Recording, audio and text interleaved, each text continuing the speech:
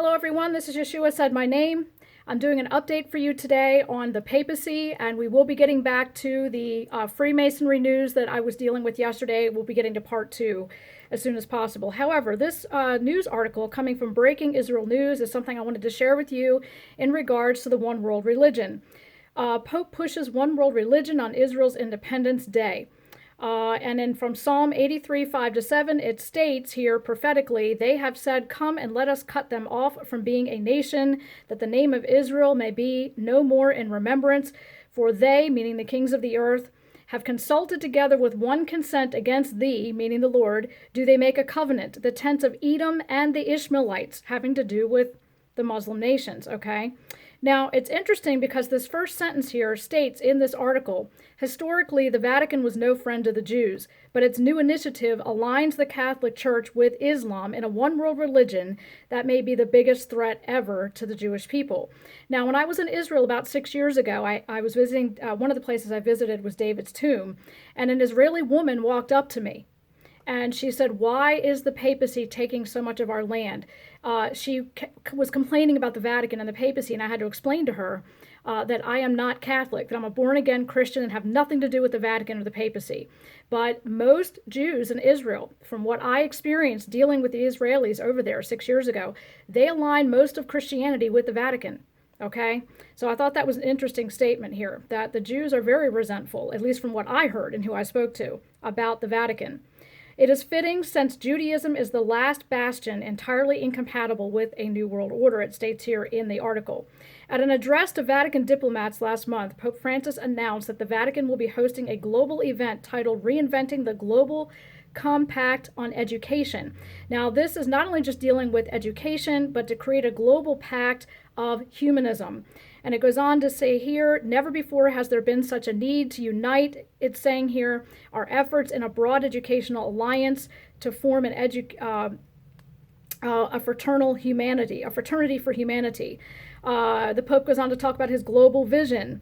Let me see here. Education is not limited to school and university classrooms, the Pope said. He says here he wants to create an ecumenical movement for churches and Islam and Judaism. The document on human brotherhood for world peace and common living together, signed by Pope Francis and Sheikh Ahmed Al-Tayyib, Grand Imam of Al-Azhar, February 2019, in Abu Dhabi, United Arab Emirates. So this common ecumenical document was signed in 2019, but he also has an upcoming, in May of 2020 of this year, there's an upcoming document of ecumenism that the Pope will be involved in too. So stay tuned for that, May of 2020. But this article goes on to talk about this one world religion, and how the Pope is working even more drastically with Muslim nations. And of course, as it was prophesied in Psalm 83, Pope pushes one world religion on Israel's Independence Day. And this is from Breaking Israel News.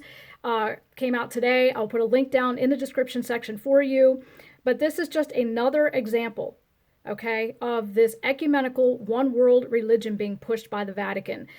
In the book of Daniel, it was prophesied that the Vatican, the last days Roman Empire, would come in peaceably, speaking flatteries, would become great with a small people, would elevate himself to the point of being God on earth, which is what Vicarius Filii Dei stands for.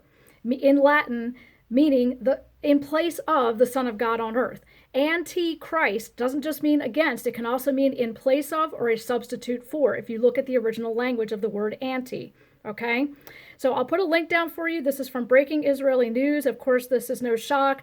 The Vatican and the papacy are all about denying the gospel of Christ, the truth of Christ, for the sake of peace with the world.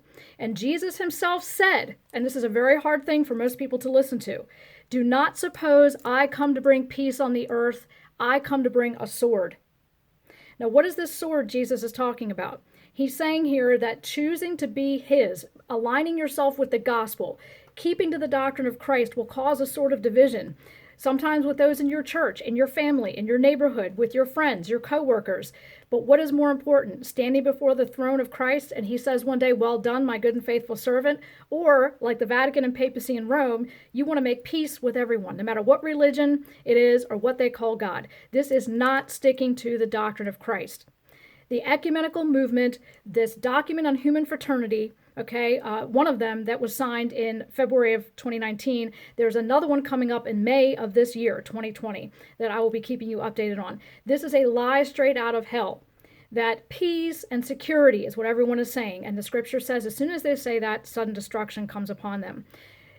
Christ came exclusively stating he is the only way. To call all ways and all gods that lead to the same faith and that you're all fine no matter what you adhere to, this is a lie of Satan for the sake of peace. Christ said, do not suppose I have come to bring peace on the earth. I have come to bring a sword. If you hold to Christ and what he spoke about himself in the Gospels, there will be a sword of division. I promise you that, along with persecution. But rejoice and be glad, because it means you're holding to the truth and you're doing something right.